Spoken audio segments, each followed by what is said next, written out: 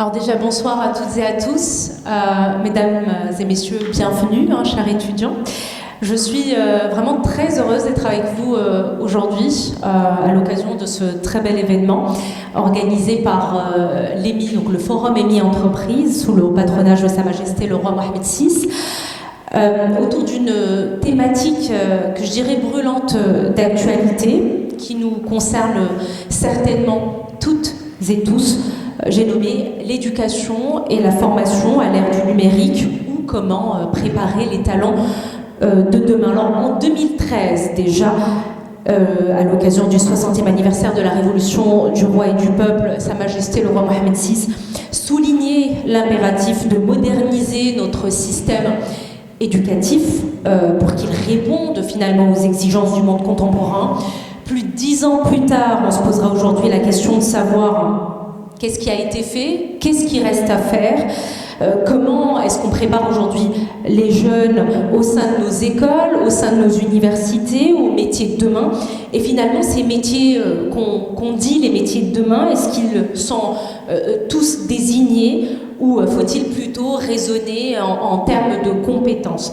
Alors, j'aurai l'occasion d'aborder toutes ces questions et bien d'autres avec nos éminents experts que j'aimerais donc vous présenter sous vos applaudissements. D'abord avec nous, donc, ce soir, Ilham Laziz, directrice du programme Génie au sein du ministère de l'Éducation nationale. Bonsoir à vous, bienvenue. À mes côtés également, Akat Delemot, proviseur adjointe en charge des classes de première, terminale et CPGE au lycée Descartes. Bonsoir, merci d'avoir accepté l'invitation. Avec nous également, Larbi Hilali, président du lycée Mohammed VI d'Excellence et directeur général de l'école 1337. Bonsoir, merci d'être avec nous. Également avec nous, on a le plaisir d'avoir avec nous ce soir Nordine Lazouzi, directeur général de Weber Maroc. Bonsoir, bienvenue. Et enfin avec nous, Amine Timoumi, CEO de Teamblog Solutions, fondateur de Masterclass Maroc et Skills Lab Academy.EMA. Bonsoir, merci d'avoir accepté l'invitation. Alors, je vous propose de démarrer tout de suite donc, cette conférence débat avec une première question adressée à Ilham Laziz, directrice du programme Génie au sein du ministère de l'Éducation nationale. Alors, je rappellerai peut-être pour l'assistance ici que le programme date de 2006, n'est-ce pas? Je parle sous votre contrôle. Donc, vous avez le recul nécessaire effectivement pour parler de cette thématique et pouvoir évaluer le travail qui a été fait depuis. Je le disais tout à l'heure, Sa Majesté le roi Mohammed VI soulignait déjà en 2013 l'impératif de moderniser précisément l'éducation au Maroc. Qu'est-ce qui a été fait concrètement depuis et comment finalement ce programme, le programme Génie, déjà vous allez nous en parler j'imagine bien, comment ce programme il répond à cet impératif? Ilham Laziz. Merci beaucoup. Je remercie l'ensemble des jeunes autour du Forum EMI Entreprise m'avoir associé à côté de mes collègues à cette thématique. Alors pour répondre rapidement, parce que le programme Génie dure maintenant, on est à sa 20e année de création en 2005, l'initiative du gouvernement de l'époque qui souhaitait soutenir les écoles en vue d'introduire ce qu'on appelait les technologies de l'information et de la communication au service des apprentissages. Et on a eu plusieurs plans numériques, comme tous les pays, autour des axes d'équipement, connectivité des écoles. Donc quand je parle des écoles, c'est bien sûr primaire, collège et lycée. Il y a un programme similaire qui a été adressé aux universités, mais c'est au niveau de l'enseignement supérieur. Donc moi, je reste au niveau du scolaire. Et on a aussi travaillé beaucoup sur la formation des enseignants, sur leurs compétences numériques, conformément aux compétences numériques déclinées par l'UNESCO à des périodes régulières. On a aussi travaillé sur du contenu, sur le développement des usages. Et ce travail qui a été fait durant 20 ans, au vu des évaluations successives, montrait que bien sûr des changements étaient faits, mais ça restait toujours quelque chose de très il fallait vraiment que l'enseignant soit bénévole, qu'il ait envie d'introduire le numérique. Il n'y avait pas d'obligation dans le curriculum d'utiliser le numérique. Donc les différents plans numériques successifs avaient comme objectif de mettre à niveau la stratégie, et une des parties les plus récentes était d'introduire les compétences et cultures numériques directement au profit des élèves. Et ça, j'en parlerai peut-être plus longuement dans une deuxième phase, quand on aura entendu les autres intervenants. Mais pour résumer, voilà ce qu'a été le programme Génie, qui a quand même permis, et grâce à lui, j'aimerais rappeler que durant le Covid, le ministère a pu répondre très rapidement pour que les 8 millions d'élèves qui se sont retrouvés chez eux puissent être accompagnés par des cours à distance, par des cours enregistrés, avec l'appui de différentes structures à la fois gouvernementales et externes, notamment l'école 1337 qui est représentée aujourd'hui par mon ami Sil Arbi, où les jeunes étudiants avaient pu développer une application pour les élèves. Donc je m'arrête là parce que je pense. Alors peut-être juste une précision, si vous le permettez, Ilham Laziz, par rapport à ce que vous venez de dire. Vous avez donc expliqué que quand bien même on avait les infrastructures, etc., ça demandait finalement, ça dépendait en tout cas de la bonne volonté de l'enseignant, de sa volonté finalement à lui. Ce n'était pas une obligation. Est-ce que ça a changé depuis? Est-ce qu'aujourd'hui c'est une obligation? Totalement. Totalement. Ça a changé d'abord sur deux volets. Aujourd'hui, la réforme 2021-2026 autour des écoles pionnières et collèges pionniers a mis le numérique au cœur de la réforme et il est rentré en classe. Tout enseignant est équipé d'un ordinateur et d'un vidéoprojecteur dans sa classe, mais pas que, ça c'est la partie équipement, c'est facile. Tout le monde dispose d'un cours qui a été élaboré sous format numérique avec une approche où les enseignants ont tout un chemin à suivre pour dérouler leur cours sans laisser personne, avec des retours pour que tous les élèves puissent être accompagnés. Mais là, ce n'est pas le numérique qui est derrière cette nouveauté, c'est plutôt l'approche de remédiation intégrée. On commence l'année scolaire par une remédiation. Les premières années, parce qu'on a démarré ce projet en 2023, c'était sous format papier, mais aujourd'hui, ces évaluations, remédiations vont être disponibles sous forme de solutions numériques dans quelques mois. Et c'est une obligation de travailler de cette façon. Donc aujourd'hui, il n'y a plus le choix. Et la deuxième partie, c'est vraiment les compétences numériques et culture numérique des élèves, où je reviendrai plus longuement, si vous permettez, pour montrer comment nous accompagnons les élèves pour qu'ils aient ces compétences et ces talents de demain en maîtrisant ces outils. Alors, souvent, justement, quand il est question d'éducation numérique, hein, dans le sens global du terme, on évoque tout de suite l'intégration des nouvelles technologies, n'est-ce pas? C'est un préalable, vous allez me dire, sans infrastructure, on ne peut pas faire grand-chose. Or, il me semble qu'on ne peut pas parler d'éducation numérique en bonne et due forme, encore une fois, que si et seulement si on crée suffisamment de plateformes d'apprentissage numérique afin justement que les élèves, mais pas que, il y a les élèves, il y a les enseignants, il y a aussi les familles, qui puissent justement avoir accès à des contenus éducatifs numériques de qualité.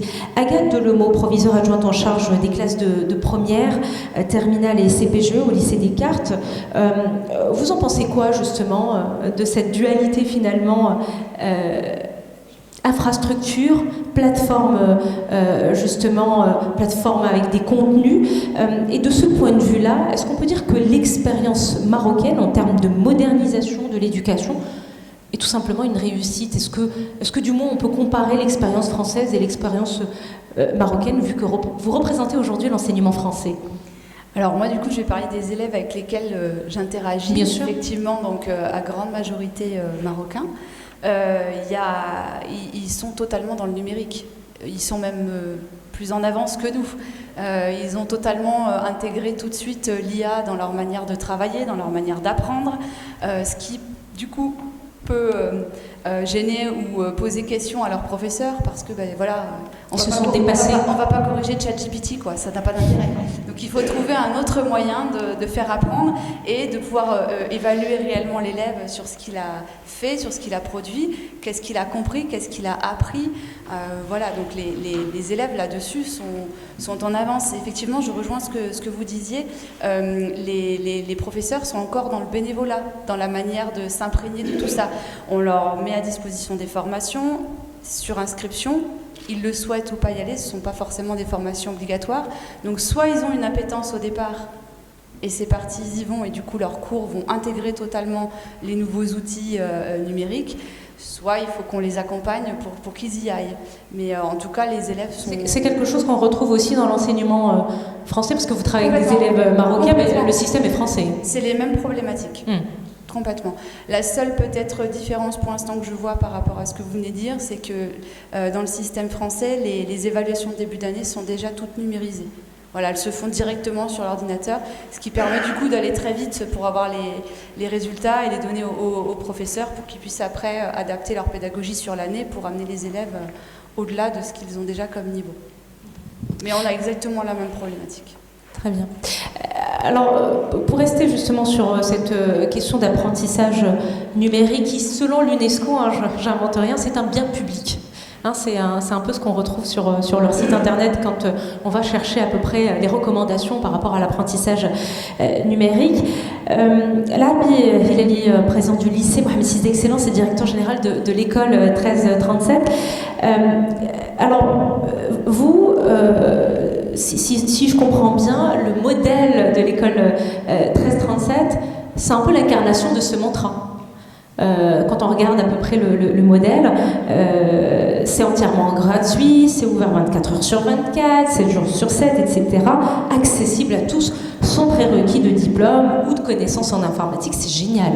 Quand on voit ça, on se dit, voilà, c'est un exemple à suivre. Déjà, expliquez-nous la formule à peu près 1337 et en quoi ce type d'enseignement prépare justement les étudiants au métier de demain. Donc, salam alaikum. Déjà, je remercie aux élèves ingénieurs de l'IMI pour l'invitation. En général, quand je vais expliquer l'école, les gens ils commencent par une école sans prof. Et quand j'ai des profs devant moi, en général, ça me pose un problème. Donc, je rassure le prof, c'est pourquoi je tiens les présentations, les deux casquettes. Je préside aussi l'IDEX, où on a beaucoup de profs, donc on n'a rien contre les profs. Donc il y a, madame, vous l'avez dit, il y a deux constats. Les jeunes ils connaissent tout ça. On vit dans un monde où tout change rapidement. ChatGPT, c'est 2000... il n'y a pas si longtemps que ça. Il y a beaucoup de choses qui ont changé. Après les 2 dernières années, il y a beaucoup de choses. Tout change tout le temps. On a commencé à en parler beaucoup en 2022 à peine. Voilà, à peu près. Mais c'était il y a 1000 ans. C'était il y a 1000 ans. Deuxième élément, je donnais avant l'exemple, mais je l'avais donné ici, même à l'école Mohammedia, il y a beaucoup d'études sérieuses qui disent en 2050, 90 métiers qui vont exister en 2050, ils n'existent pas aujourd'hui. Parce qu'on est entré dans une phase, vous l'avez vu, où on transforme les métiers. Ça veut dire, il y a beaucoup de métiers qui vont changer, qu'on va les faire autrement. Et troisième élément, c'est par rapport à l'histoire de connaissances.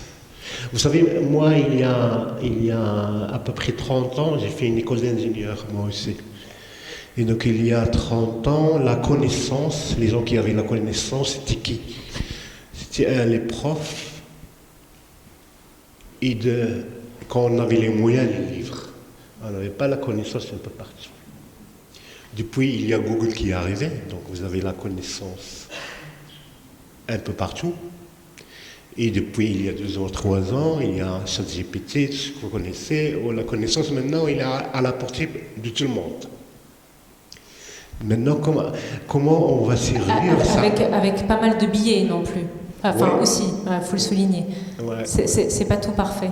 Ouais. Il n'est pas tout parfait, parce qu'on va en parler dans le deuxième temps, parce que on a un bon exemple dans l'actualité, mais je ne vais pas le évoquer. Mais il y a une problématique d'éducation, c'est comme à tout le monde. On ne va pas se mentir, beaucoup de gens, dans le domaine de l'éducation, s'intéressent à la question comment on va s'en sortir dans 2-3 ans, en disant peut-être. Ça, c'est une question qui est posée à tout le monde. Parce que, moi je le vois aussi pour les élèves de l'IDEX, on a beau avoir les meilleurs profs, etc. En fait, les meilleures préparations, les meilleurs apprentissages qu'ils font, c'est quand ils reviennent chez eux à la chambre, et il ouvre son smartphone, il va voir les cours, peut-être pas d'un prof marocain, d'un prof français, parfois d'un prof indien, etc. Donc, ça, c'est une problématique qui se pose, qui va se poser, qui va s'amplifier. Qui va s'amplifier, mais moi j'ai envie de vous demander la réponse qui est aujourd'hui formulée vis-à-vis de ce type de problématique. Est-ce qu'elle vous paraît pertinente? Est-ce que par la pertinence? La réponse qui doit, ou là, à mon sens, il doit être formulée à ces questions, c'est de dire, ok, on va changer de monde. Ça veut dire on ne va pas vous former aujourd'hui à toutes les compétences qui existent. Vous allez partir dans 2-3 ans, le monde va changer, les compétences vont changer, vous devriez revenir à l'école pour vous former. C'est pas possible. C'est de donner aux jeunes les moyens de s'auto-former eux-mêmes. Moi, je sais qu'on est dans une école, un régime militaire, la rigueur, etc. Mais donner ce qu'on dit souvent, comment apprendre à apprendre. On n'a pas le choix, comment apprendre à apprendre. Parce que pourquoi on n'a pas le choix? Pour la simple raison, je ne vais pas le redire une deuxième fois, tout change tout le temps. Donc il faut qu'on soit capable de suivre tous les changements tout le temps. Donc c'est ça, à mon sens, le monde qui vient. Mais la réponse, elle est un peu globale. La réponse, vous allez trouver, c'est ce que fait Madame Laziz, on a une bonne coopération parce que dès le départ, il faut que les élèves, quel que soit l'âge, soient initiés au digital. Il faut qu'il n'y ait pas une fracture numérique parce que ça aussi c'est une question à aborder, etc. Mais sans ce travail d'initiation du jeune âge, on ne va pas arriver jusqu'à l'arrivée de 25 ans, on va dire, vous voyez, on va vous donner tous les éléments digitaux, les éléments pédagogiques, vous allez survivre à le monde qui vient. Noldi Laziz, directeur général de Weber Maroc, vous pensez quoi de ce qui vient d'être dit? Justement, Alaa Belelali nous dit la solution, c'est d'apprendre finalement aux talents de demain d'apprendre, parce qu'on ne pourra pas les remettre à l'école tout simplement pour pouvoir suivre, parce que les choses changent très très rapidement, et à ce rythme-là, on ne peut pas effectivement remettre tout le monde à l'école après coup. Vous en pensez quoi? Non, je ne pense pas. Ça marche. En fait, ça me parle énormément parce que, en fait, moi, je travaille rapidement Saint-Gobain. Saint-Gobain, c'est un groupe multinational qui emploie 160 000 employés collaborateurs autour du monde, dans 80 pays. Et une multinationale, son premier souci, c'est qu'on soit tous au même standard de formation et, disons, par rapport à tout ce qui est qualité, sécurité, à part le volet métier. Et justement, on ne va pas envoyer tout le monde au siège à Paris, à la Défense, pour qu'on le forme dans ces aspects-là. Et du coup, on vient à l'apprentissage numérique. Donc on est plein dedans aujourd'hui. Au Maroc, on est 900 employés, 900 collaborateurs, et on est tout le temps formés numériquement. Et c'est des formations obligatoires qu'il faut suivre et qu'il faut réussir, avec du scoring, avec de l'évaluation, ainsi de suite. Et justement, moi, en recrutant des personnes, on se rend compte qu'il y a des personnes qui arrivent à le faire aisément. Donc, ils arrivent à se connecter, à suivre un cours, à prendre des notes et après passer le test et réussir son test. Et il y a des gens qui ont beaucoup de mal à le faire. Qui ont besoin d'être accompagnés. Enfin, ils n'ont pas l'habitude de travailler sans professeur. Donc, je reprends votre phrase. Ils n'arrivent pas à apprendre. Enfin, ils ont l'habitude d'avoir quelqu'un en face qui leur apprenne des notions, qui va les interpeller, qui va les tester, qui va les évaluer et éventuellement corriger s'il y a lieu de corriger. Donc nous, on est plein dedans, on voit qu'il y a des gens qui sont beaucoup à l'aise, enfin, très à l'aise par rapport à ces outils-là numériques, et il y en a d'autres qui ont beaucoup de mal à le faire. Malheureusement, chez nous, et je pense aujourd'hui c'est le cas de la plupart des multinationales, c'est des éléments éliminatoires. Ça veut dire qu'on peut ne pas confirmer un cadre, ou un directeur ou un manager, parce qu'il n'a pas pu réussir ces tests-là ou bien ces cours-là de façon numérique. Dans le contexte marocain, vous dites? Oh, moi, je l'ai fait en intégrant, j'ai passé les tests, j'ai passé les cours, j'ai fait des formations et il fallait réussir. Est-ce que c'est pas aussi parce que c'est une multinationale? Après, oui, multinationales, aujourd'hui, il y a beaucoup de groupes au Maroc qui sont comme des multinationales, voire mieux que des multinationales. C'est ce que je veux dire, c'est des tendances aujourd'hui. En tout cas, la formation, je rejoins ce que vous avez dit, la formation aujourd'hui, on est dans un monde qui va trop vite et on n'a pas le temps, d'envoyer nos salariés dans des centres de formation, ou dans des écoles ou des instituts, et deux, ça change tellement vite que même si on forme quelqu'un ce mois sur un métier de maintenance, de production ou d'industriel, 3-4 mois après, on s'en rend compte qu'on n'est plus à jour. Donc il faut former. Et après, un privé reste quand même un privé. On est là pour faire du business, on est là pour faire du chiffre. On ne peut pas quand même passer beaucoup de journées sur l'année à former les gens. Donc souvent, on pousse à ce que les gens se forment à distance, à travers des modules qui sont prédéfinis, préétablis, bien sûr avec des outils d'évaluation pour être sûr que quand même la formation s'est passée dans les meilleures conditions. Amin Timomi, CEO de Teamlog Solutions, fondateur de Masterclass Maroc et skillslabacademy.ema. Je voulais vous entendre réagir par rapport à ce qui vient d'être dit par Nordine Lazouzi. Il nous dit, grosso modo, qu'une entreprise, il faut former, clairement. C'est pas un luxe aujourd'hui, c'est une nécessité, mais qu'une entreprise aussi, c'est du business, et qu'effectivement, une entreprise ne peut pas passer beaucoup de temps à former effectivement des collaborateurs, malgré la nécessité et l'importance. Du coup, conclusion, il faut que le collaborateur puisse se former par lui-même, notamment à travers le e-learning, on en parlait tout à l'heure en off, etc. Déjà, sur ce volet-là, vous en pensez quoi? Et puis deux, le vrai sujet dans ce qui vient d'être dit, c'est qui supporte le coût? Et est-ce que la formation continue est un droit ou pas, de ce point de vue-là? Bonsoir tout le monde. J'espère que ma voix elle est audible. Alors vous me posez une question où peut-être c'est un petit peu difficile à répondre.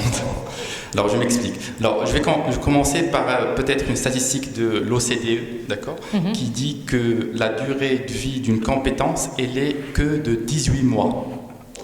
Ça veut dire peut-être si on va former un ingénieur durant 4-5 ans, peut-être que la compétence ou le programme qu'on a fait il sera déjà obsolète avec effectivement ce qu'ils ont dit mes collègues, l'avancée technologique, les choses qui passent vite et aussi le côté business des entreprises qui sont là pour faire effectivement à but lucratif. Ils sont là pas là pour former. Alors, je vais peut-être réexpliquer les choses parce que la formation professionnelle, c'est un droit. Voilà. Effectivement, il y a une taxe de formation professionnelle qui est de 1,6% du salaire brut, qui est récupéré par la CNSS et qui est, on va dire, en quelque sorte donné à l'Office de la formation professionnelle, de la promotion du travail, en vue de faire des établissements pour la formation professionnelle ou bien de se faire rembourser des plans de formation que les entreprises doivent faire. Alors, ce qui fait, c'est un droit du collaborateur et c'est aussi un droit de l'entreprise parce que au Maroc, ça reste un droit de l'entreprise. On n'est pas comme la France où le droit est devenu le DIF, le droit individuel de formation, où c'est le salarié lui-même qui part avec son identifiant de sécurité sociale et s'inscrit, d'accord? Parce que c'est quelque chose qui est vraiment très important. D'ailleurs, tout à l'heure, on en a parlé, c'est que même dans le côté éducation, on doit former les éducateurs et les instituteurs. Pourquoi? Pour qu'ils puissent accompagner ces nouvelles générations. Là, maintenant, on parle de la génération Alpha, une génération beaucoup plus connectée, une génération qui peut-être on va donner un devoir, il va le rendre d'une manière brillante. Pourquoi? Parce que c'est peut-être ChatGPT, DeepSeek ou un autre LLM qui a répondu, qui a fait le devoir à sa place. Alors, il y a ce côté-là de réglementaire, mais il y a aussi le côté des entreprises, puisqu'au Maroc, le droit il est donné aux entreprises, parce qu'ils doivent voir un petit peu l'intérêt du business de l'entreprise et former les plans de formation, plutôt construire les plans de formation selon l'intérêt de l'entreprise. Et effectivement, comme il a dit mon collègue, on ne peut pas former tous en présentiel, chose qui était jusque-là à 99%. Heureusement, là maintenant, on parle de e-learning et de digital learning. Il y a aussi le mobile learning. Ça, c'est des technologies. Et selon un petit peu chaque chaque entreprise, chaque vitesse, il y a bien sûr aussi le caractère budget qui définit la chose. Ce qui fait on peut aller plus vite, mais s'il y a une envie derrière. Les compétences, il y en a au Maroc. Le côté technique, on en a. Les plateformes, on peut en faire. Et d'ailleurs, c'est le cas où nous avons créé il y a 5 ans la première plateforme 100% marocaine dédiée au monde de l'entreprise. iLearn by Team Solutions et skillslabacademy.ma. Voilà. Ce qui fait, c'est des choses qu'on peut faire et on ne peut pas toujours à chaque fois peut-être consommer, que ce soit des plateformes comme le cas pour la société où vous travaillez, Weber française ou des choses comme ça. Certes, c'est un handicap de la langue française qui nous freine, d'accord, mais on peut aller plus loin. Pourquoi? Parce qu'il y a des formations encore plus réglementaires. Par exemple, la sécurité. On ne peut pas former des gens dans la sécurité, sauveteur secouriste de travail, habilitation électrice, manutention, chariot élevateur, des choses. Et en français, l'ouvrier, par exemple, il ne va rien comprendre. Il va nous faire que des catastrophes. On aura à payer des assurances de travail encore plus chères chaque année. Ce qui fait il faut que ces modules soient en arabe, soit peut-être en arabe dialecte. Et c'est des choses qu'on fait chez nous, alhamdoulilah. Et là maintenant, ça fait plus de 3 ans que nous avons plus de 10 clients, d'accord. Et le rêve il est encore grand devant nous. Voilà. Alors, je reste avec vous un moment. Vous avez partagé un chiffre. Une compétence effectivement est obsolète acquise est obsolète au bout de 18 mois. Je suis dans l'obligation de partager un autre chiffre qui est le 0,49% des entreprises affiliées à la CNSS qui font appel à la formation, n'est-ce pas, continue dans notre pays, donc très peu, à peu près 1000 entreprises, et ça en soi c'est problématique. Oui. Mais on ne va pas rentrer dans ce détail, on n'est pas là pour ça aujourd'hui. Je voulais rester avec vous pour parler des formations numériques. On parle souvent au Maroc d'inadéquation entre les formations de manière globale et les besoins du marché du travail. Alors puisqu'on est là pour parler de formation numérique précisément, est-ce que c'est le cas également pour les formations numériques? Est-ce qu'il y a aujourd'hui adéquation ou inadéquation entre les formations numériques et les besoins du marché du travail marocain, en termes de compétences numériques, encore une fois? Effectivement. Alors, ça dépend de secteur à un autre. Par exemple, le transport, c'est pas l'industrie, c'est pas le secteur automobile ou aéronautique. Ça dépend de chaque secteur. Mais il y a un gap. C'est parce que ce qui sort des écoles, des universités et beaucoup de choses, il y a des compétences qui la technologie a effacé, tout simplement, a beaucoup évolué. D'accord. Juste il y a 2 ans, on parlait de virtualisation, de VR et réalité augmentée. Là maintenant, on parle d'intelligence artificielle, d'accord. On parle de quelque chose qui s'appelle le 5.0, d'accord. Comme vous l'avez dit tout à l'heure, ChatGPT, il est rendu public en 2022, mais c'est quelque chose qui date depuis des années.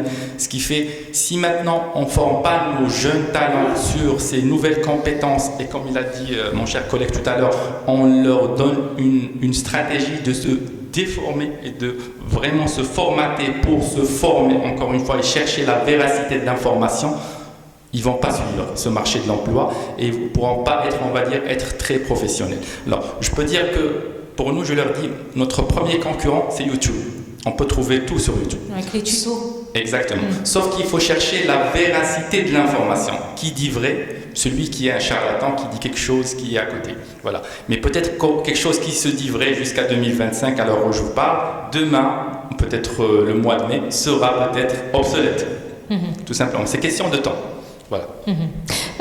Nourdine Al-Zozi, directeur général de Weber Maroc, par rapport à toujours, je vous pose la même question. Aujourd'hui, les formations, puisque vous nous le dites, vous faites beaucoup appel justement à de la formation continue.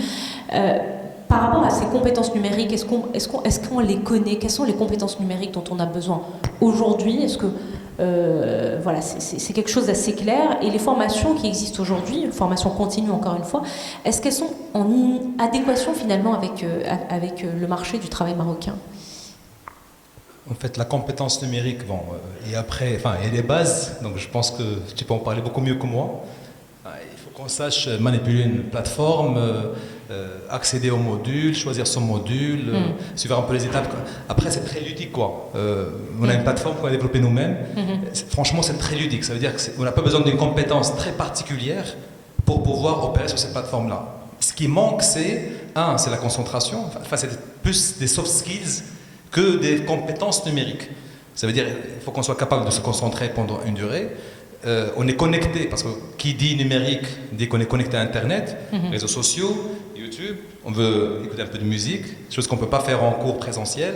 Voilà, donc cette capacité à pouvoir se concentrer et s'autodiscipliner. Ça veut dire j'ai un cours à apprendre, j'ai un travail à faire, je dois le faire dans le temps imparti et dans les normes imparties. Donc pour moi, enfin, c'est mon point de vue, après peut-être que je me trompe, mais c'est plus des soft skills que des compétences, disons, numériques. Maintenant, pour l'adéquation, je pense que c'est un sujet dont tout le monde parle aujourd'hui. L'adéquation, il n'y en a pas. Donc souvent, on est appelé à former nos nouvelles recrues à chaque fois qu'elles sont chez nous.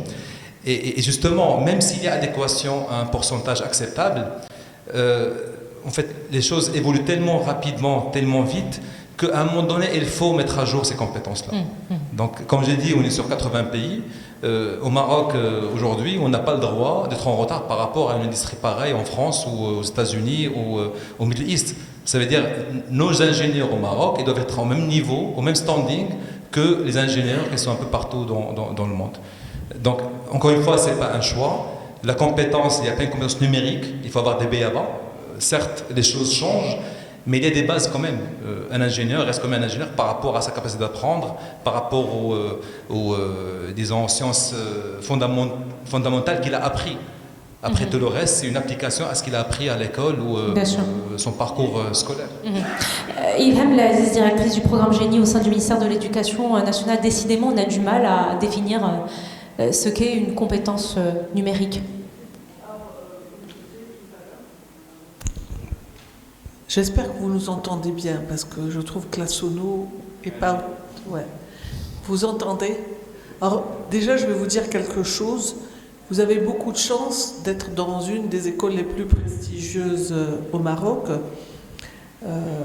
Et vous avez de la chance parce qu'on a quand même une population, plus d'1,5 million de jeunes qui aujourd'hui n'ont aucune formation, aucune compétence et qui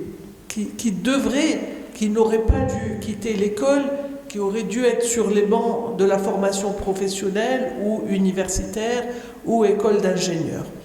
Avant de parler de ces compétences, et pour y arriver, vous allez être ingénieur, vous allez avoir un super titre, un super uniforme, de belles photos, mais ce qui va vous permettre de durer, et c'est l'Arbi nous l'a dit, il a repris les études. Moi, j'ai été étudiante très très longtemps. J'ai commencé à travailler, j'avais 30 ans. En général, les gens démarrent vers 25-26 ans. Mais moi, j'ai eu le temps de faire mon premier doctorat, mon deuxième. Et je continue tous les jours à démarrer ma journée par la lecture. Et aujourd'hui, grâce à Internet, parce que ça n'existait pas, nous, on fait partie d'une génération qui avons vu évoluer l'apport de l'Internet et de la connaissance et du savoir et de la mise à niveau et de la formation tout le long de la vie. Moi, j'ai eu 3 emplois différents, alors qu'à la base, je suis chimiste. Mais je suis passée par un métier de documentaliste, ensuite par un métier de gestionnaire de la recherche scientifique pour les universités. Et depuis 20 ans, je m'occupe du numérique, alors que je n'ai jamais été formée au numérique. Je ne savais pas ce que c'était que les TIC, hormis ce qu'avait recommandé la COSEF, qui est l'ancêtre du rapport du Conseil supérieur en matière d'introduction de ce qu'on appelait à l'époque les laboratoires informatiques, qui sont devenus par la suite les salles multimédia, qui ont beaucoup évolué aujourd'hui. La salle multimédia rentre dans la classe, etc. Ces compétences, aujourd'hui, elles évoluent énormément. Nous avons la chance au ministère, depuis le début, comme je l'ai dit, de travailler avec les élèves. Et depuis 2015, grâce à 4 ingénieurs d'une entreprise internationale, on a introduit le coding avec Scratch au Maroc et c'est devenu une institution chez nous. Et nos jeunes élèves, du primaire jusqu'au collège, savent coder avec un élément de programmation assez simple. Et ça, c'est parce qu'on a eu la chance d'avoir ces 4 ingénieurs internationaux qui sont venus, qui nous ont formé 20 personnes. Après, aujourd'hui, la plupart des enseignants savent, la plupart des élèves savent, mais pas uniquement. Après, on a eu la chance, un jour, un de mes collègues, responsable des classes CPGE, pour ceux qui le connaissent, c'est Azari, m'a dit « Tu sais que Python, il est réservé aux élèves des classes prépa, ça serait bien que tous les élèves du lycée y accèdent. » Et encore, grâce à une entreprise qui nous accompagne, aujourd'hui, au niveau des lycées, Python est enseigné. Mais c'est de la programmation qui évolue. Aujourd'hui, demain, il peut y avoir un autre langage. Qu'est-ce que nous cherchons par cette compétence? C'est d'abord de donner l'esprit informatique à l'enfant. C'est lui dire de se poser des questions. C'est de résoudre des problèmes. C'est d'avoir cet esprit critique. Et ça manquait beaucoup au sein de nos écoles, de se poser des questions. On est en train de passer d'une école où on attendait des élèves d'apprendre, d'absorber la connaissance, d'être interrogés sur un savoir, mais à ne pas résoudre des problèmes. Aujourd'hui, ces compétences dont on parle alors c'est de la programmation, c'est de la robotique, c'est de l'Internet des objets, c'est un peu d'initiation à l'IA avec des choses très simples. Et vous le savez, vous êtes ingénieur ou futur ingénieur, on peut faire de la programmation avec du papier. On n'est pas obligé d'avoir un ordinateur. Ça vous montre la puissance de la programmation. Vous découpez des papiers et vous pouvez programmer sur une table avec des jeunes élèves. Mais l'objectif, ce n'est pas de faire des 8 millions du ministère de l'Éducation nationale des futurs programmeurs. C'est de leur donner cet état d'esprit et ces compétences sur lesquelles nous travaillons et culture numérique, on travaille avec plusieurs programmes. On travaille avec Minecraft, on a même démarré une formation au langage C pour les profs d'informatique du lycée, pour les élèves. Et après, on s'est dit, mais ça, quand ils vont arriver à l'université, s'il y a un besoin, c'est le langage qui est utilisé à l'école 1337 et ailleurs. Et donc, nous, ce qui nous importe, c'est pas de les rendre tous programmeurs, mais de leur donner ces compétences pour faire une tête bien faite.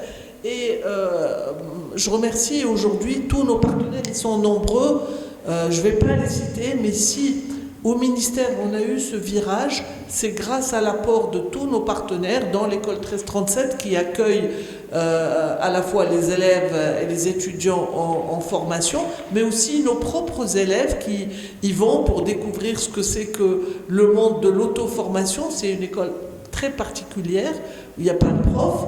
Mais néanmoins, les enfants apprennent à avancer avec une méthode de projet qui a fait ses preuves. Donc, ce qui est aujourd'hui vrai ne le sera plus demain. Aujourd'hui, on a dépassé un gap où on apprend aux élèves à être consommateurs. Nous avons introduit cette année en pilote une autre formation de technologie, de production, de travail au niveau des petits élèves et au niveau des collèges pour fabriquer une carte électronique. C'est-à-dire qu'on veut aussi donner des compétences aux élèves pour ne pas seulement être des consommateurs, mais être aussi producteurs. Et nous avons au sein du ministère les écoles de la deuxième chance. C'est les écoles qui accueillent tous les enfants qui quittent malheureusement le collège. On a à peu près presque 300 000 élèves qui quittent nos écoles, 2% à peu près au primaire, 7% au niveau du collège et 8% au niveau des lycées. C'est énorme. Et c'est ces presque 300 000 élèves qui, accumulés quand ils ne sont pas réintroduits dans le système de formation professionnelle ou des fois académique, parce que certains arrivent à retrouver les bancs de l'école et arrivent jusqu'au bac, et bien c'est eux qui font ces fameux NEET qui s'accumulent chaque année et qui atteignent des millions d'élèves. Et donc aujourd'hui, ces compétences, celles d'aujourd'hui, ne seront pas forcément celles de demain. Ça évolue très vite. Nous avons aussi des partenaires qui mettent à notre disposition des plateformes pour les élèves qui veulent bien aller se former. On a vu pendant le Covid, on a eu des élèves qui ont eu beaucoup de badges sur des plateformes de formation internationale où ils ont découvert beaucoup de compétences. Donc voilà, par rapport aux élèves, par rapport aux enseignants, et pour revenir à l'obligation, au ministère, un enseignant a le droit à 5 jours de formation par an. Et ce n'est pas suffisant. Parce que si moi je prends les 5 jours pour le numérique, mon collègue des curricula, en changeant le programme, il va avoir besoin de 5 jours pour les SVT, 5 jours pour la physique-chimie. Mon collègue des autres, parce qu'on est très nombreux. Et donc c'est un droit. Et heureusement que grâce aux plateformes, on fait de la formation à distance. Et au niveau du numérique, nous avons mis en place ce qu'on appelle JAWEZ 10, c'est le passeport numérique où il y a un ensemble de formations en ligne ou en présentiel et qui permettent à l'enseignant de cumuler des badges et de se dire est-ce que je mérite ce passeport numérique qui tous les 5 ans devra évoluer parce qu'aujourd'hui, ce qui fait le passeport ne le sera plus dans 5 ans. Ça, c'est clair. Justement, Rabi Hilali, président du lycée Mohamed VI d'Excellence et directeur général de l'école 1337, Ilham Aziz nous dit que une compétence numérique est une compétence, on va dire, critique, qui sait critiquer, qui sait questionner. Est-ce que vous êtes d'accord avec cette vision des choses? Est-ce que vous avez votre définition à vous? Parce qu'on parle beaucoup de compétences numériques sans réellement savoir ce que c'est. Il y a on va dire deux questions dans la question. Compétences numériques, ce qu'on entend par l'expression ceux qui vont faire des numériques, on va dire des développements logiciels, ça leur propre métier, ou autre chose. Le problème ici, je l'avais expliqué tout à l'heure au début, le problème ici, c'est que le digital, ça devient transverse. Aujourd'hui, vous avez des étudiants en génie civil, génie industriel, c'est pas que l'option génie mécanique, génie électrique, etc. Mais tout le monde doit être outillé au digital. Donc, pour donner des exemples, je vais donner un exemple parce que je suis une casquette entreprise. Exemple, Groupe OCP qui recrute beaucoup. Mais je connais bien qu'ils recrutent toujours beaucoup parmi les ingénieurs de l'école Mohammedia d'ingénieurs. Donc, comment ça se passait avant? Ou là, jusqu'à récemment, on recrute quelqu'un, génie civil, génie industriel, etc.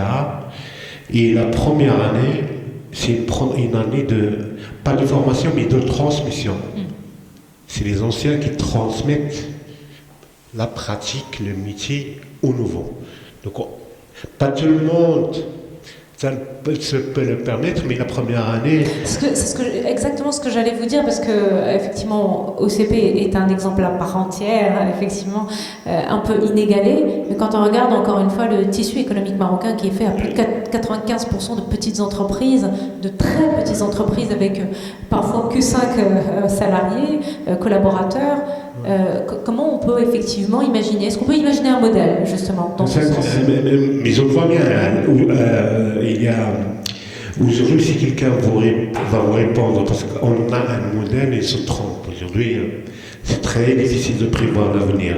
Je donne l'exemple d'un meilleur expert, c'est pas que vous le connaissez ou non, en intelligence artificielle, ce qui est Rachid Guerraoui, qui prend le PFL, etc. Lui, il s'avance jamais au-delà de 5 ans. Mais je voulais revenir à l'exemple parce qu'on parle de compétences numériques. Je vous disais, avant ou jusqu'à récemment, les anciens, ils font la transmission aux nouveaux, on prend le temps pour les former, etc. Aujourd'hui, il y a 2 problématiques. Si vous êtes au CP, si on continue à faire ça, on a automatisé ou digitalisé pratiquement beaucoup de choses. Beaucoup de choses, c'est la machine déjà qui les fait. Ça, c'est le premier élément. Et en général, on a automatisé, numérisé tout ce qui a été manuel, les travaux manuels. C'est surtout un travail manuel.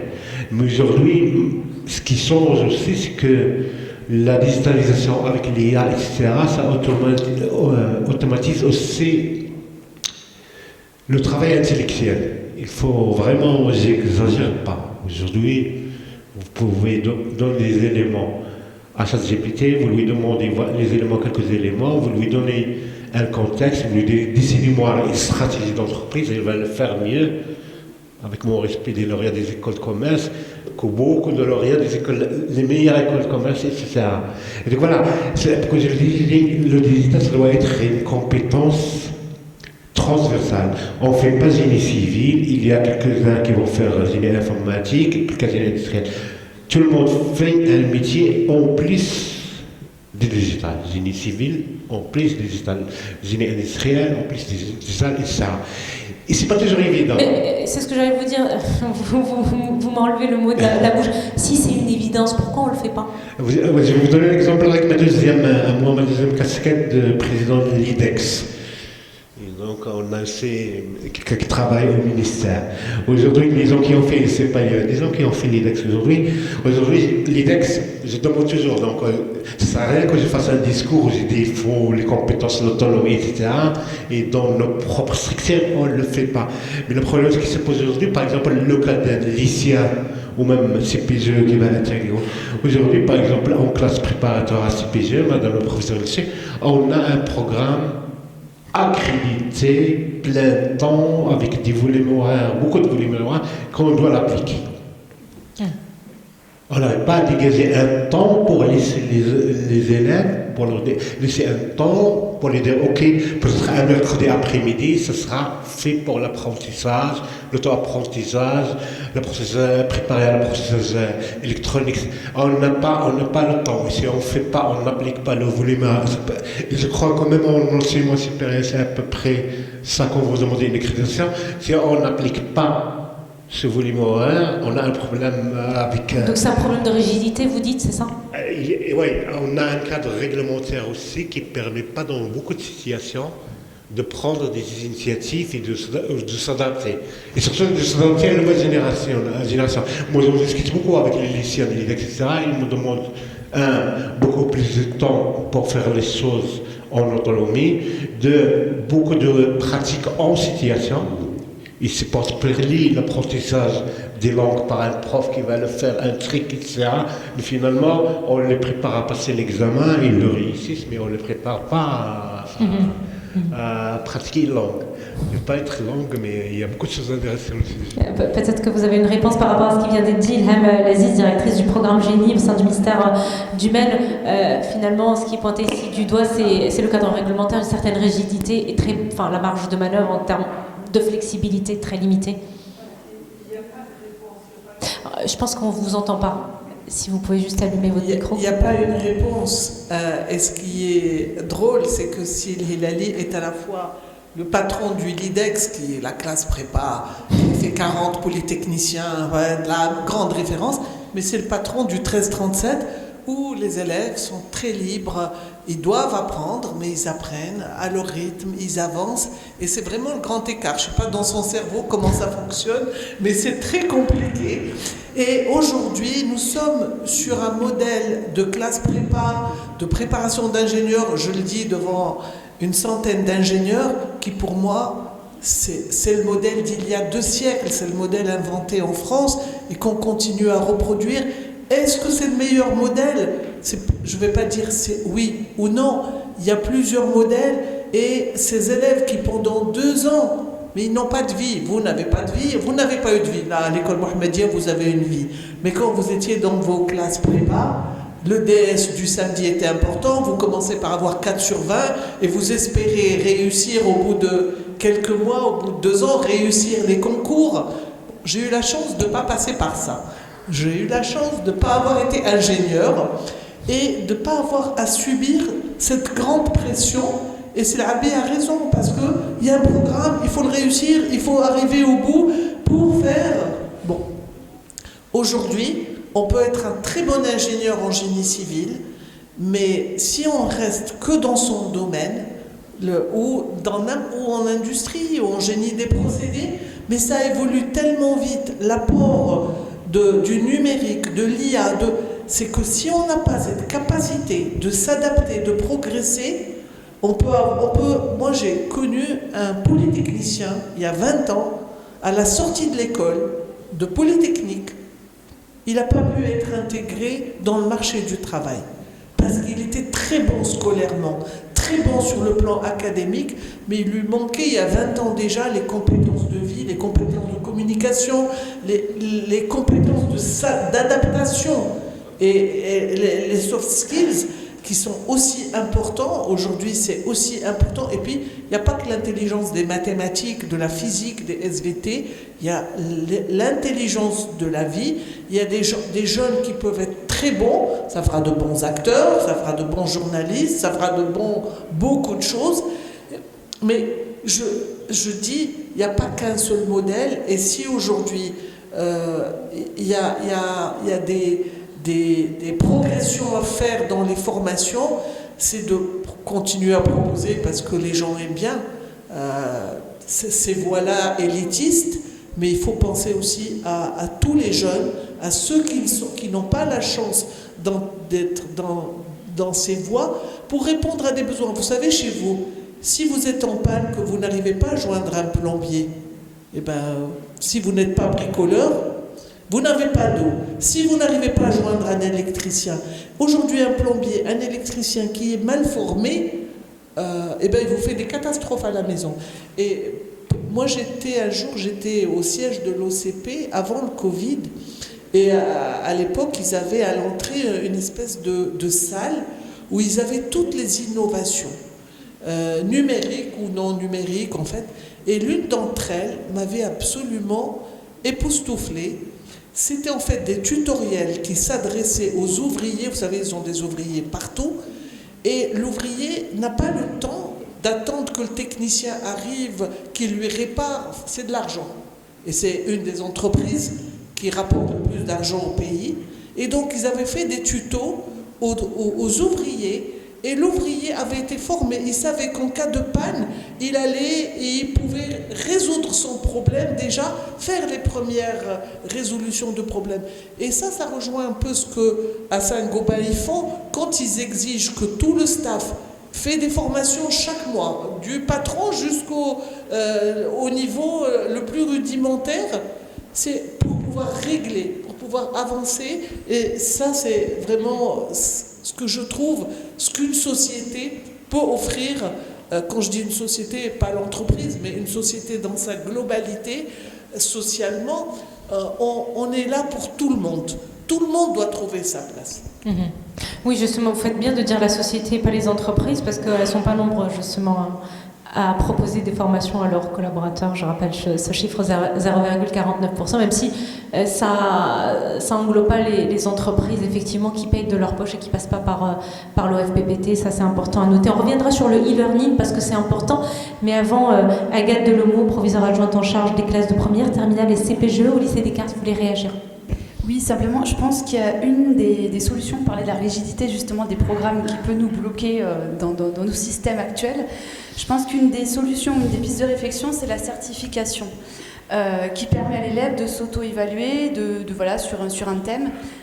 Depuis quelques années, genre je crois que c'est 3-4 ans, je ne voudrais pas dire de bêtises, on a une certification qui a été mise en place qui s'appelle PIX, qui est en lien avec le numérique forcément, qui se base sur 5 grands domaines. On n'a rien inventé, hein, c'est inspiré du cadre européen, c'est juste décliné pour le système éducatif français. Les 5 domaines, en gros, c'est l'information et les données, c'est l'environnement technique, c'est la protection et la sécurité, la création de contenu, qui peut être à l'école ou en dehors de l'école, peu importe, et la communication et la collaboration. Le principe de cette plateforme, c'est que l'élève, alors pour l'instant, on le fait démarrer en 6e, mais le but, c'est que ça descende plus bas et qu'après, ça aille plus haut. En 6e, l'élève s'inscrit sur cette plateforme. Il y a donc 5 grands domaines de compétences et il peut, quand il le souhaite, se connecter et il y a tout un système de questions qui devient de plus en plus compliqué sur chaque domaine en fonction de sa capacité à répondre. À la fin de la 6e, c'est simplement pour lui, il s'amuse dessus, ça a un côté ludique. Le but, c'est qu'en terminale, donc ça fait 2 ans déjà que cette certification est obligatoire pour le passage du bac. Ils doivent l'avoir obtenue. Alors, l'obtenir, c'est pas avoir le meilleur score. C'est avoir répondu au minimum 5 questions sur les 5 domaines. Donc peu importe le niveau qu'il a, logiquement, en ayant travaillé un petit peu dessus, il va arriver à avoir cette certification. Mais voilà, ça permet, donc en terminale, ça permet d'avoir une idée. Voilà, d'avoir une idée et d'entretenir cette idée d'esprit critique, de commencer un petit peu cette idée de s'auto-former et d'apprendre à apprendre, en étant décorrélé du prof qui fait son cours dans la classe, Et voilà, en commençant à mettre un petit peu le pied à l'étrier là-dedans.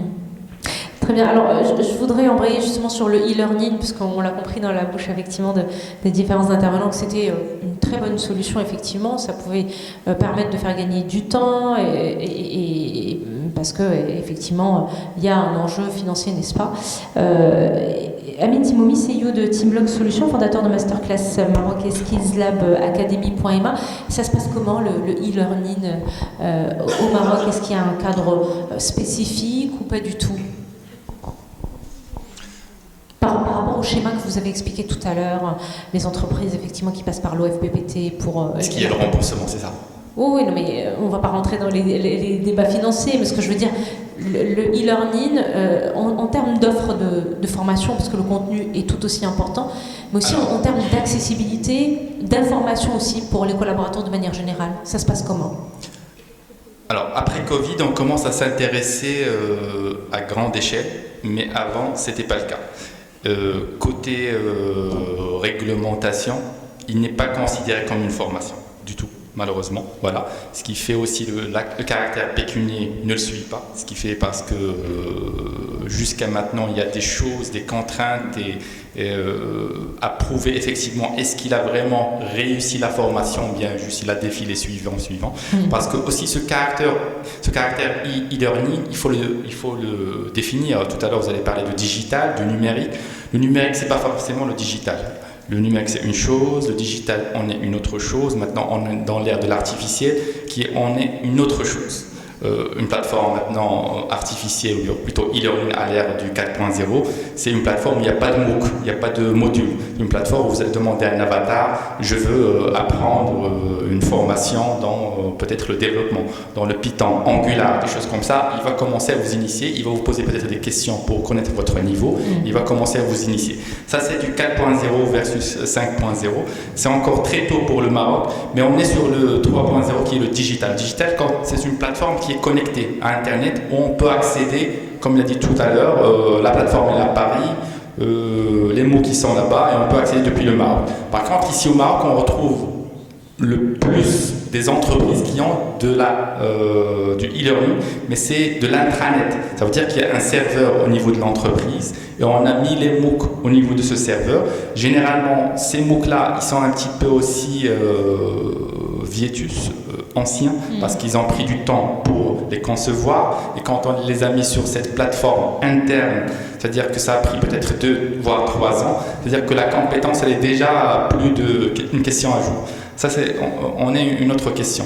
Tout à l'heure, je voulais rebondir sur cette question de compétences, et c'est quoi les compétences? Par exemple, on va prendre les compétences de développement web. Aujourd'hui, certes, on peut former des développeurs web, mais est-ce qu'ils vont être vraiment ceux qui vont être les mieux recherchés? Parce qu'on sait très bien que l'Inde, maintenant, c'est le centre des développeurs. Mais est-ce que c'est l'Inde qui a sorti ChatGPT ou bien DeepSeek? Non, c'est le ChatGPT, il est sorti des États-Unis. Pourquoi? Parce que, comme vous l'avez dit, comme l'a dit Madame Ilham et peut-être aussi mes collègues côté gauche, c'est que quand on cherche la créativité, pour arriver à cette compétence de créativité, il faut certaines libertés. Et c'est la compétence dont notre cher ami il a dans son école 1337. On ne cherche pas un modèle pour dire voilà, on veut des certificats, des diplômes, à certains grades, suivre une méthode. Il a donné tout à l'heure le modèle de génie mécanique. Ça peut être sur tous les autres compétences, ou plutôt sur les autres diplômes. Mais aujourd'hui... Mais excusez-moi de vous interrompre, il y a une dichotomie, hein, parce que c'est le modèle qu'on suit le plus dans nos écoles, hein. Des 13-37, il n'y en a que 3 au Maroc. Donc c'est le modèle qu'on suit. Quand on arrive sur le marché du travail, on vous dit mais il faut être habile, il faut avoir des compétences numériques, etc. Il y a une dichotomie, enfin, c'est compliqué tout de même à gérer. Pas forcément. Aujourd'hui, les RH, ils ne cherchent pas des diplômes, ils cherchent des compétences. Ils cherchent des gens avec du talent. D'accord? On ne va pas recruter un ingénieur, certes, c'est une grille salariale. Mais après, si on recrute un ingénieur qui n'a pas une mise à jour chaque année des technologies, certainement, comme il a dit, il ne va pas devenir un directeur ou un responsable, il va rester au grade de chargé, tout simplement. C'est-à-dire qu'il a le grade d'ingénieur, mais il va rester au plus bas de l'échelle. Voilà. Pourquoi? Parce que maintenant, cette question de soft skills, où il y a la plus grande partie, c'est savoir parler, communiquer, gérer les conflits, gérer l'humain, gérer le psychologique et surtout la créativité, qui est le plus important. Note Elazouzi, directeur général de Weber Maroc, vous pensez quoi de ce qui vient d'être dit? Les RH ne cherchent pas des diplômes et des compétences, c'est vérifiable partout ça? Et surtout dans le contexte marocain, parce que souvent on vous demande, quand vous avez une annonce, on vous demande de répondre à un certain nombre de critères, et le premier critère, malheureusement, c'est toujours le diplôme. Après, voilà, on peut en discuter. Il n'y a pas de souci, je reviens vers vous un petit moment. On laisse juste Note Elazouzi répondre à la question. En fait, il faut les deux. Justement, pour faire une fiche de poste, pour recruter quelqu'un, je veux un ingénieur, génie électrique, IMI, Hassania ou équivalent. Enfin, c'est un descriptif typique qu'on trouve un peu sur les offres d'emploi. Maintenant, comme je l'ai expliqué tout à l'heure aux jeunes étudiants, c'est le ticket d'entrée. Ce diplôme-là, il permet d'avoir l'entretien. Et quand on est face à 5 ingénieurs qui ont fait la même école, même département et même spécialisation, ce qui va faire la différence, c'est ce que quelqu'un a appris que l'autre n'a pas appris. Et c'est là un peu où vient l'autonomie, la motivation, l'autodiscipline, l'auto-formation. Parce qu'après, moi j'ai dit tout à l'heure, moi j'étais ingénieur en 2006, école Mohammedia, et souvent dans les entretiens, on était souvent 4 ou 5 de la même classe, quoi. Et du coup, l'employeur, à un moment donné, va se poser la question, pourquoi je prends X et pas Y?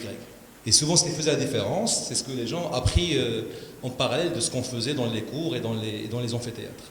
Donc, oui, malheureusement, c'est encore le cas au Maroc. Donc, je peux avoir le meilleur profil pour un besoin spécifique chez moi, mais il ne va jamais passer dans le filtre. S'il n'est pas ingénieur, avec 2 ans, 3 ans d'expérience, avec un certain nombre de compétences académiques confirmées. Et après, il faut aussi du soft skills, il faut aussi cet élément-là lié à des compétences extra, au-delà de ce qui a été appris dans les parcours normaux au niveau de l'école. Donc il faut les deux en fait. Amine Timoumi. Voilà. Juste pour corriger, alors quand je dis que quand il va avoir le grade d'ingénieur ou peut-être il va avoir le grade de master ou n'importe quel diplôme, est-ce qu'il va avoir son ticket d'entrée pour une entreprise? Certes oui, à 80%. Je dis n'importe quoi, c'est pas une statistique qui est exacte, mais est-ce qu'il va évoluer? C'est là qu'on va chercher d'autres compétences, comme elle a dit madame, en soft skills, en compétences de créativité, où là il pourra évoluer et faire aussi un impact sur la société sociale. C'est-à-dire il doit aussi accompagner, former des jeunes talents, peut-être d'autres ingénieurs, à son tour pour leur expliquer la nécessité de ces soft skills, tout simplement. Abi Hilali, président du lycée Mohamed VI d'Excellence et directeur général de l'école 1337. Je reviens à la question des métiers de demain, parce qu'on dit beaucoup les talents de demain, les métiers de demain, etc. Et vous disiez que Galaoui, justement, l'éminent professeur, lui, préfère ne pas anticiper au-delà de 5 ans. Mais alors, quand on parle de métiers de demain, de quoi on parle précisément? Est-ce qu'on a une idée précise sur ça? En fait, ou alors c'est juste voilà, du langage, comment dire, du discours, de la rhétorique. C'est pas de la rhétorique. Je crains, je sais que tout le monde va être sérieux, mais je crains que c'est pas la rhétorique. On sait qu'il y a des métiers qui vont disparaître, il y a des métiers qui vont apparaître, mais à minima, les métiers vont se transformer. On va plus enseigner de la même façon, on va plus soigner les gens de la même façon. L'autre jour, j'ai reçu une équipe, quelques étudiants anciens lauréats de 1337. Ils m'ont dit, on va vous présenter quelque chose. J'ai choisi cet exemple parce que ça ne concerne pas la salle. Ok, qu'est-ce que vous allez présenter? On va vous faire la démonstration. Aujourd'hui même, vous n'avez plus besoin de constituer un avocat. Il faut quand même déposer les accès, vous n'avez plus besoin. Qu'est-ce qu'ils ont fait? 3 choses. 1, il y a la compétence métier.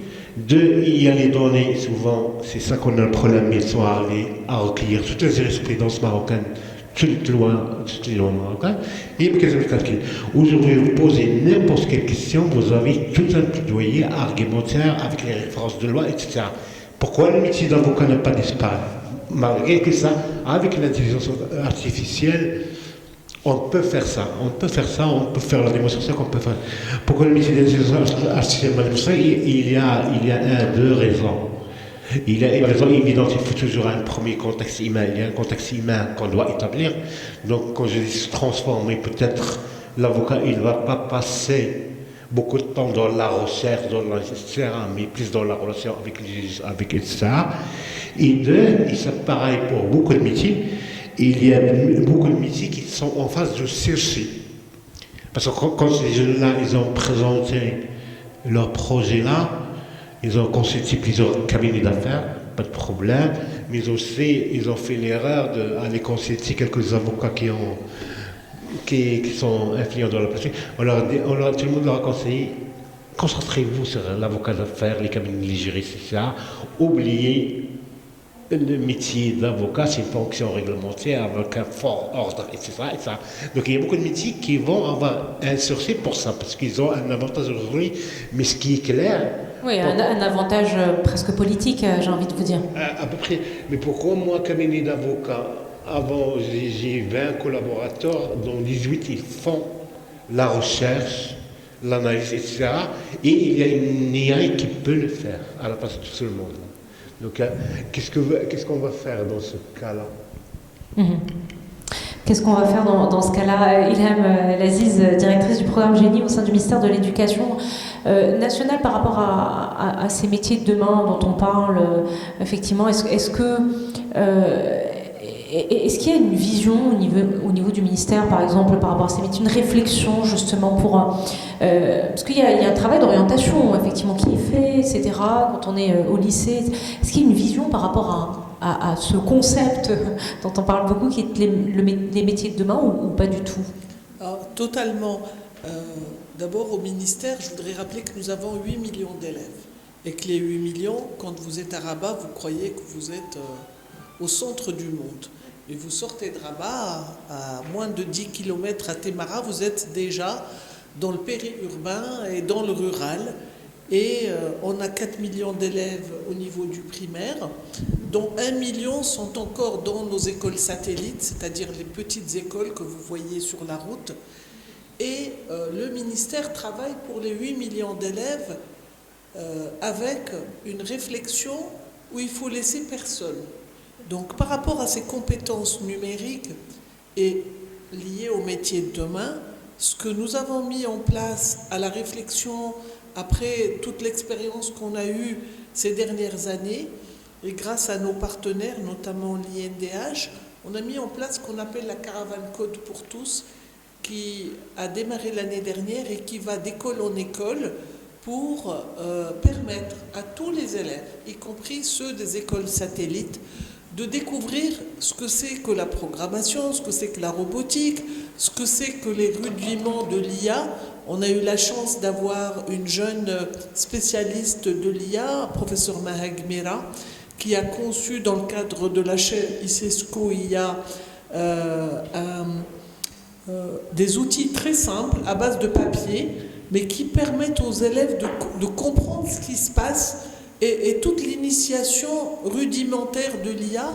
Et ça permet aux élèves de s'approprier cette révolution que nous sommes en train de vivre aujourd'hui d'une façon assez simple. Et ça, c'est en train d'arriver dans toutes nos écoles pour les élèves de la fin du primaire, pour les 600 000 élèves que nous avons. Parce que si on voulait faire ça pour tous les élèves du primaire, il faut que la caravane, qu'il y ait des dizaines de centaines de caravanes qui puissent sillonner tout le Maroc. Donc c'est un projet d'abord que nous avons testé. On a eu la chance de le tester avec une association qui travaille au niveau des territoires. C'est l'association OTED, qu'on connaît bien, c'est l'Arbi, parce que ça a été au départ une émanation de l'OCP, avec des cadres de l'OCP qui réfléchissaient comment on peut aider les territoires les plus reculés.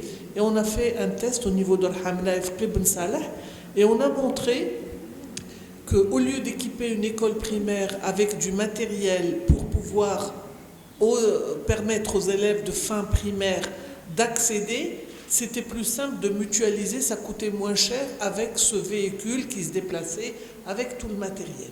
Donc ça, c'est la réflexion profonde qui permet à ces jeunes tous de s'approprier le numérique dès le plus bas âge, et en corrélation avec les métiers de demain, parce que c'est la base. Aujourd'hui, vous tous, vous savez ce que c'est qu'un ordinateur, vous l'utilisez au quotidien, vous l'utilisez dans votre formation, et vous ne l'avez peut-être pas eu la chance de découvrir quand vous étiez petit. Donc, plus tôt vous découvrez, plus tôt vous développez ces compétences. Ça, c'est sur le plan, et puis ça évolue. C'est-à-dire qu'aujourd'hui, on est sur ces thématiques. Demain, toujours, en matière de compétences numériques, on travaillera sur autre chose. Mais pour les 5 prochaines années, notre objectif, c'est de donner à tous les élèves du primaire ces compétences. Aux élèves du collège sont d'autres compétences, dans le cadre aussi de programmes. Et comme je l'ai dit tout à l'heure, ceux du lycée, ces découvertes de programmation plus avancées. Mais ces compétences ne s'arrêtent pas là. On a un autre volet sur lequel nous travaillons, ce qui est en lien avec la sécurité et l'utilisation raisonnée de tout ce numérique. L'Internet, les réseaux sociaux, ça a bouleversé nos vies. Et nous travaillons depuis quelques années sur l'usage sécurisé d'Internet, sur un projet plus récent depuis 2021 sur la lutte contre le cyberharcèlement et la violence en milieu scolaire. Et tout ça le fait de travailler avec les enseignants, les élèves sur ces compétences permettent aux jeunes élèves de se faire une idée de l'apport d'Internet, de l'apport du numérique, mais aussi des dangers. Et de leur donner des compétences, parce que quand on travaille sur la sécurité, demain, les métiers, toutes les entreprises ont un département de sécurité. Je ne sais pas si vous avez vu les dernières informations, on a été hacké. Effarant, oui. Très grave. Donc, et ça, dans des entreprises où on pensait qu'elles étaient superbement bien protégées. C'est intéressant ce que vous dites, parce que j'étais à l'antenne tout à l'heure et je parlais des enfants et des écrans et des réseaux sociaux. Avec un expert en ETEL, c'était intéressant parce qu'il expliquait effectivement, on a cité effectivement le programme Génie, qui expliquait effectivement que le glissement, ou en tout cas l'utilisation accrue des réseaux sociaux, il y a eu un glissement à partir de 2020 et la crise liée au Covid-19, et c'est le fait justement que ces enfants se sont retrouvés avec des smartphones, avec des tablettes, on les a équipés aussi beaucoup, c'est ce qui a été dit, c'est ce qui a fait que. Donc, ce que vous expliquez, ce programme, il est primordial aujourd'hui, parce qu'il en va effectivement de leur sécurité. Alors, je vous ai entendu un tout petit peu, je ne savais pas que c'était vous, je vous entends le matin aussi, mais j'étais entre deux réunions. C'est pas moi le matin, je ne peux pas être là le matin et l'après-midi, mais c'est ma collègue, il n'y a pas de souci. Et donc, en fait, j'ai entendu un petit bout entre deux réunions, et donc, aujourd'hui, il faut pas se leurrer, les 8 millions de jeunes Marocains n'ont pas tous des smartphones et des tablettes. Nous, on l'a vu pendant le Covid, certains étaient bien contents d'avoir un petit portable de leur papa, le basique du smartphone qui coûte 1000 dirhams, parce que tout le monde n'a pas un iPhone à 12 000 balles, tout le monde n'a pas une tablette à 5000 dirhams, et on a encore des jeunes élèves. Vous n'avez pas besoin d'aller à la campagne, vous allez à Taqaddoum, vous croisez des enfants en bas âge, vous leur dites est-ce que vous avez déjà touché un ordinateur ou une tablette? En fait, ils ne connaissent que le téléphone parce que c'est ce qu'il y a dans le foyer. Aujourd'hui, le rôle du ministère, c'est de permettre l'accès à ces outils, mais d'une façon raisonnée, pas d'une façon ludique, mais aussi raisonnée, et de leur montrer qu'est-ce qu'on peut faire avec ces outils, hors jouer ou aller sur YouTube, etc.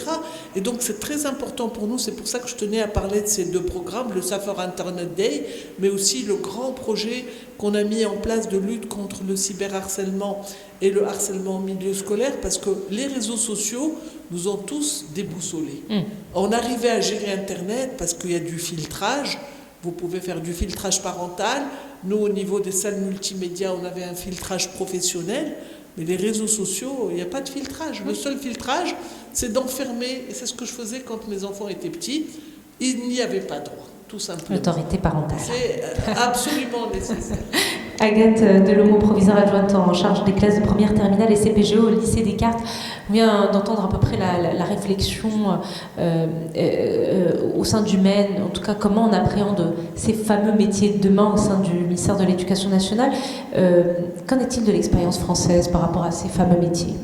Alors on est aussi sur les mêmes problématiques. On a aussi des des choses en lien avec le côté mauvais, on va dire, de tout ça, donc le cyberharcèlement, les programmes de lutte, les risques, ces éléments-là, et puis des éléments, on essaie d'apporter de la réflexion.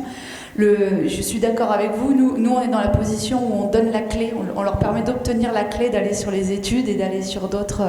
Et cette clé-là, elle passe par des savoirs qui sont figés sur ces programmes, mais surtout ce qu'il faut qu'ils retiennent quand ils sortent avec le bac, c'est qu'il faut qu'ils soient adaptables et qu'il faut qu'ils soient capables d'assurer lors d'un entretien ou lors d'un oral pour une école. Ou voilà. Et en fait, le but de tout ça, c'est ça. C'est qu'est-ce qui va vous permettre, vous, alors quand vous êtes lycéen pour décrocher une école, mais après pour aller sur le marché du travail, de vous démarquer des autres qui ont fait potentiellement les mêmes écoles que vous. Voilà. Nous, ce qu'on veut au bout du bout, c'est ça. C'est leur permettre de travailler là-dessus. Et il y a aussi des petites choses, et je pense que pour l'instant, ça, l'IA ne le fera pas à notre place, mais sûrement un jour, oui. C'est des choses toutes bêtes. Comment on rentre dans une salle pour passer un entretien, pour passer un oral important? Quelle tenue on met? Comment on sort de la salle? Comment on se tient pendant toute la durée de l'entretien? C'est des choses toutes simples, mais ça, pour l'instant, l'IA ne pourra pas aider les élèves. Et c'est aussi à nous de travailler ça. Et c'est peut-être ce qu'on va leur apporter de plus important, parce que tout le reste, ils peuvent le trouver sur toutes les plateformes possibles et imaginables. Tant que l'IA, ou quel que soit le format, n'arrivera pas à leur apprendre ça, je pense qu'on aura encore des éléments à apporter. Mais c'est quelque chose qui est très très important. Vous pouvez être le meilleur du monde. Si vous ratez votre entrée dans la salle le jour du recrutement, c'est pas bon. L'autre, il passera avant. Très bien. Nordine Azzouzi, directeur général de Weber Maroc. Rapidement par rapport à cette question de métier de demain, alors on a entendu l'Abbé Lali qui lui est persuadé qu'effectivement il va y avoir des métiers qui vont disparaître ou moins qui vont être transformés. À votre niveau, ça, au niveau de votre entreprise, est-ce qu'il y a des prémices, est-ce qu'il y a des éléments annonciateurs de cela? Quelles sont les observations que vous avez pu faire ces dernières années? Alors, moi, je réponds en deux temps. Ça veut dire quand je dis métier de demain, c'est déjà par rapport à la personne. Parce qu'aujourd'hui, j'ai un métier A, je peux demain avoir un métier B. Donc, je peux utiliser l'outil numérique pour justement passer à ce métier B, sans qu'il soit pour autant... Vous parlez de reconversion. Comment? Vous parlez de reconversion. C'est la conversion. Donc, c'est pas forcément un métier qui n'existait pas et que demain va exister, mais c'est un métier que moi, je ne connaissais pas. Mais pour un changement structurel, un changement d'entreprise ou justement une reconduction, je peux être amené, aujourd'hui je fais du génie civil, demain je vais faire du BIM ou autre chose pour pouvoir me passer dans un marché du travail. Donc ça, je pense qu'on est tous d'accord.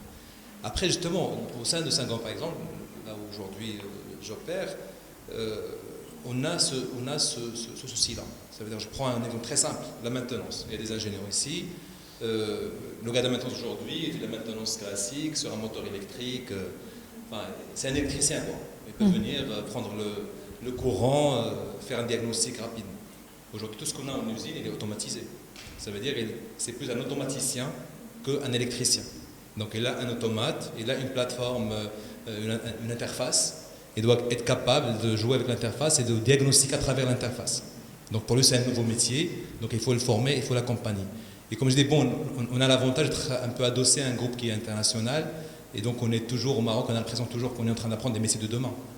Mais après, je ne sais pas, peut-être aux États-Unis, ils s'ennuient un petit peu.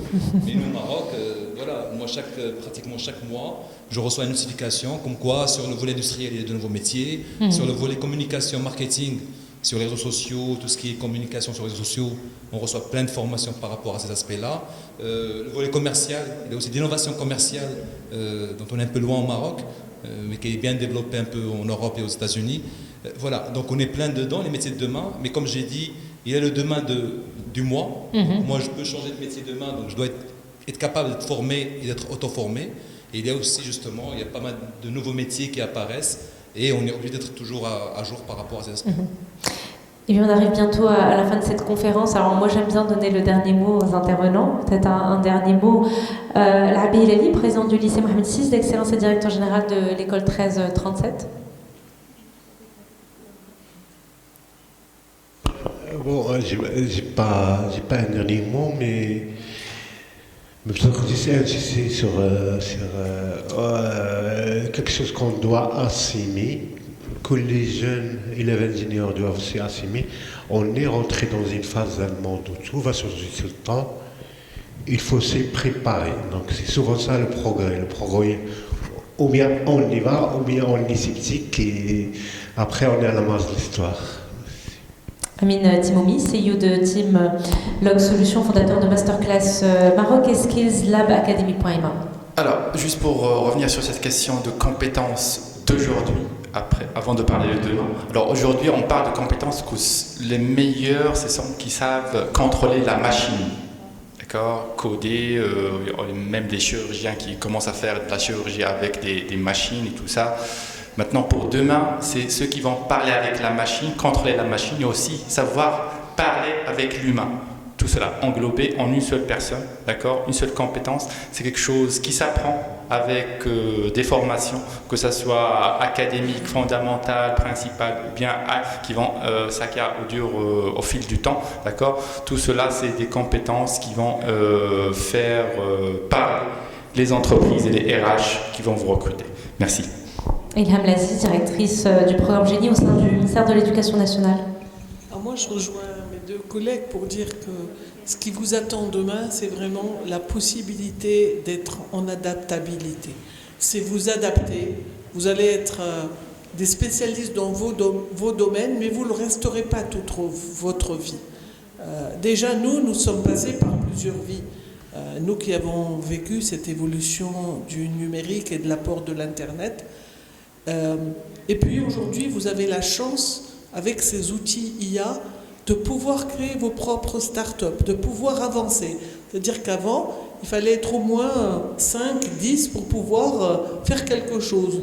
Aujourd'hui, on peut être seul et avec les outils de l'IA, pouvoir faire du développement. C'était plus convivial quand même. Aller plus vite.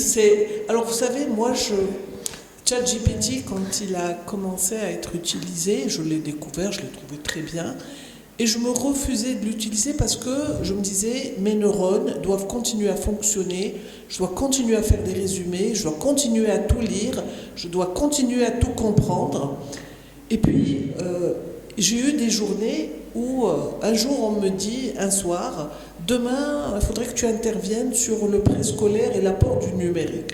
Alors moi déjà, je suis anti-numérique au niveau du préscolaire, parce que je suppose que les enfants à cet âge doivent jouer, doivent apprendre l'orientation dans l'espace, la psychomotricité, ils ont autre chose à faire que de faire du numérique. Mais enfin, il fallait étayer tout ça, il fallait argumenter, et il fallait lire très très vite, en quelques heures. J'ai très peu dormi cette nuit, et franchement, ChatGPT et Copilote m'ont aidé. Et là, j'ai vu comment ce qui m'aurait nécessité il y a 30 ans, mais de lire des ouvrages, de faire des résumés, des mois de travail. Et c'est ça, aujourd'hui, vous avez cette possibilité, utilisez-la, mais utilisez-la à bon escient. D'abord, ça permet à ceux qui ne maîtrisent pas une langue, moi malheureusement, je dis, si ma mère ne m'avait pas parlé en arabe et en français, je crois que j'aurais été totalement à l'ouest. Et j'ai mis 40 ans à apprendre l'anglais et je suis très mauvaise. Mais quand je dois communiquer avec des partenaires en anglais, eh bien, les outils numériques me permettent d'envoyer des mails dans un anglais parfait alors que je ne le maîtrise pas très bien. Donc aujourd'hui, pour améliorer vos communications, comme vous l'avez dit tout à l'heure, vous présentez, envoyez un mail, assurez-vous qu'il n'y a pas de faute d'orthographe, ni en arabe, ni en français, ni en anglais. Vous avez les outils. C'est le premier reflet. Moi, quand je reçois des mails bourrés de fautes d'orthographe, ça ne me donne pas envie. Et puis, aujourd'hui, franchement, on attend de vous d'être créatifs. Abandonner l'idée d'aller... Moi, j'ai reçu l'année dernière 5 jeunes, dont un ingénieur NCIAS, un ingénieur, je crois, ENSA. Je leur ai dit, mais enfin, qu'est-ce que vous êtes venus faire dans la fonction publique? Franchement, votre place est ailleurs. Même si on a besoin encore d'ingénieurs, mais on en a besoin encore plus ailleurs que dans l'administration. Et donc, soyez créatifs, adaptez-vous, essayez de développer votre propre entreprise. Vous avez la chance d'être dans un joyau, d'être dans une très belle école, vous allez être superbement bien diplômé, mais profitez-en pour aller très loin. Et surtout, ne vous mettez pas dans un confort de bon, ça y est, j'ai fini mes études, je suis content, je vais gagner de l'argent. Et puis pensez aux jeunes. Vous êtes tous issus, vous avez autour de vous des petits jeunes, parlez-leur, partagez avec eux, partagez votre savoir, partagez vos connaissances. C'est ce qu'on attend de vous et c'est ce que nous faisons, nous, à notre niveau d'employabilité, parce qu'on travaille pour une société, pour un ministère, pour une entreprise, et c'est important d'aider les autres. Voilà, merci beaucoup. Merci à vous. Agathe Delomo, proviseure adjointe en charge des classes de première terminale et CPGE au lycée Descartes. Ça va un peu rejoindre ce que ma collègue vient de dire. Moi, je vous encourage vraiment, et le seul conseil que j'ai à vous donner, c'est de garder votre curiosité ouverte. D'aller vous intéresser aux choses qui, a priori, au départ, soit vous plaisent pas, soit vous en voyez pas l'intérêt. Il faut absolument aller voir une expo, a priori, on n'aime pas le peintre, on y va. Sur le moment, peut-être que ça ne vous servira à rien, mais dans quelques temps, ça pourra vous donner une idée, ça pourra vous permettre de développer quelque chose. Sur le moment, vous n'y avez pas vu d'intérêt. Donc, gardez votre curiosité ouverte. Intéressez-vous à ce qui ne vous intéresse pas, allez voir des choses qui ne vous plaisent pas, juste pour pouvoir développer tout ça. Et ça vous permettra de rebondir tout au long de votre vie. Amit Timoumi, CEO de Teamlog Solutions, fondateur de Masterclass Maroc et Skills Lab Academy Prima. Alors, ne soyez pas consommateur de ces applications, soyez vraiment utilisateur et curieux surtout, tout simplement. Voilà, 2 mots pour ne pas faire tarder les choses. Nordine Azouzi, directeur général de Weber Maroc. Alors moi je dirais, ça fait 20 ans que j'étais dans cette école. Je pense que vous avez aujourd'hui une opportunité extraordinaire d'avoir tous ces outils-là d'apprentissage, numérique, e-learning, ainsi que tous les autres outils de IA, ainsi de suite. Profitez-en et faites la différence. C'est-à-dire aujourd'hui, je me répète peut-être, mais dites-vous, dans 3 ans, ceux qui sont en première année, dans 3 ans en entretien, qu'est-ce qui ferait la différence entre moi et celui qui passe en entretien juste après moi? Donc, si vous répondez à cette question-là, je pense que tout ce qu'on a dit sera vite assimilé et vite mis en application. Merci. Merci à vous, en tout cas merci à chacun et chacune d'entre vous pour la richesse et la pertinence de vos interventions. Merci à vous, cher public, pour votre écoute active. C'était un plaisir encore une fois. Merci beaucoup.